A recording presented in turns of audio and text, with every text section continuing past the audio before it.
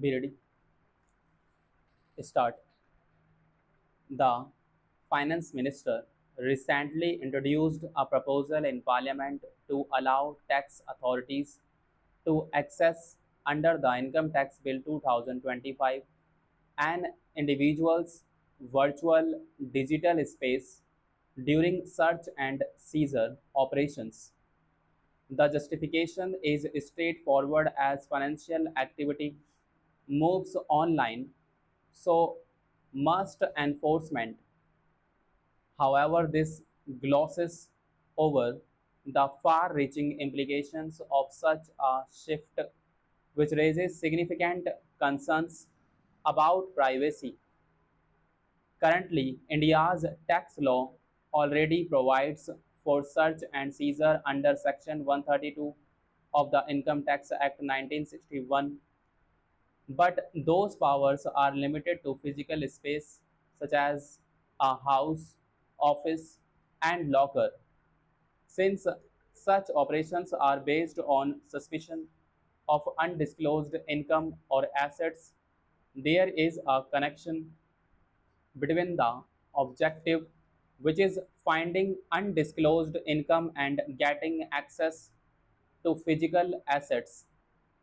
The new bill, however, blurs this link by including an individual's digital presence, which is not only vast but often contains much more than what is relevant to a tax investigation. Without clear limits, such access can lead to disproportionate intrusion. For example, under the existing regime, what could be searched was what concerned only the individual under investigation. In contrast, digital spaces involve multiple stockholders. Accessing a social media account also exposes friends, family, and professional contacts through photographs and posts. The proposed definition of virtual digital space includes access to emails, personal cloud drives, social media accounts, digital application platforms, and more.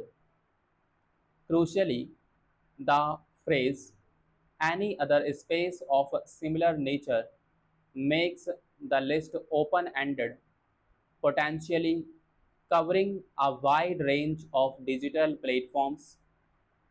Additionally, the proposed provision empowers tax authorities to override access codes to gain entry into electronic devices or virtual digital spaces.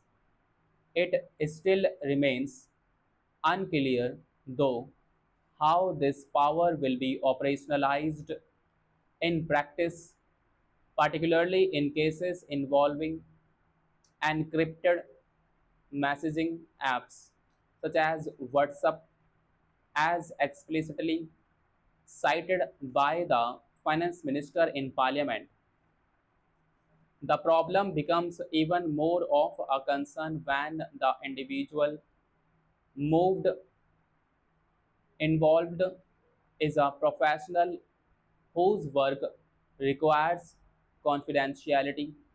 For instance, journalists whose devices and emails hold sensitive information, including confidential sources, unpublished material, and protected communications.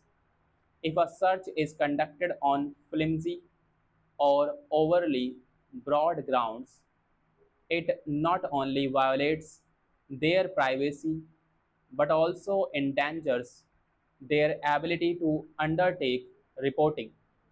Recognizing the risks, the Supreme Court of India in 2023 circulated interim guidelines on the seizure of digital devices and directed the Union government to contemplate formulating necessary protocols. Moreover, the judicial interpretation of reason to believe emphasizes the need for tangible material beyond mere suspicion.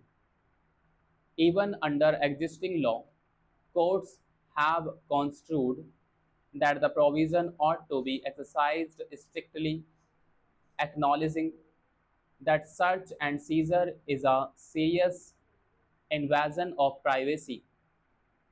Yet, the proposed provision goes against these principles and is devoid of guardrails, judicial oversight, and has a lack of understanding of the stakes. It fails to acknowledge, let alone address, the sheer breadth and layered sensitivity of information stored on electronic devices. In line with the current law, the proposed provision prohibits disclosure of the reason to believe, clearly violating principles of transparency and accountability.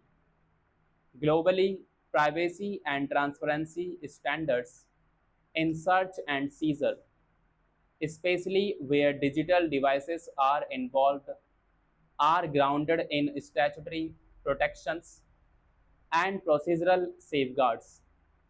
In Canada, Section 8 of the Charter of Rights and Freedoms guarantees the right to be secure against unreasonable search or seizure. It is designed to prevent unjustified searches and sets a three-part default standard: prior authorization, approval by a neutral and impartial judicial authority, and reasonable and probable grounds.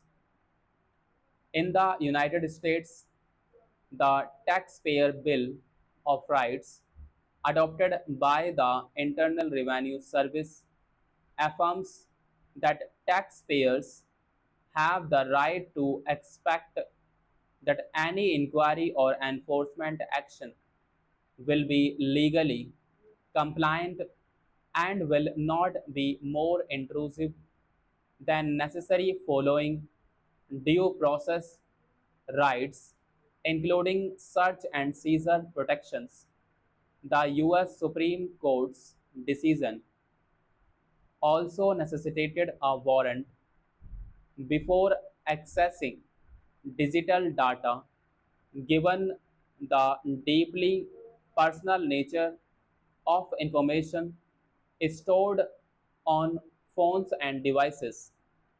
In contrast, India's proposed income tax provision grants sweeping access to digital personal data without warrants, relevance thresholds, or any distinction between financial and non financial information. This directly contradicts the proportionality test upheld by the Supreme Court. The court has held that any restriction to an individual's privacy must meet a fourfold test, of which proportionality was key, requiring state action to pursue a legitimate aim, satisfy necessity, and adopt the least intrusive means available, allowing unfettered access to personal digital data. In the absence of judicial oversight or safeguards, fails this standard. The way forward is not to abandon digital enforcement altogether. Rather, it is to root it firmly in principles of proportionality, legality, and transparency. The right to privacy cannot and must not be eroded under the garb of regulatory action. Unchecked surveillance in the name of compliance is not governance but overreach. There is hope that the Select Committee, which is currently reviewing the bill, narrows the definition of virtual digital space and mandates prior judicial warrants and disclosure of reasons for such access to digital content, in addition to establishing mechanisms of redress for aggrieved individuals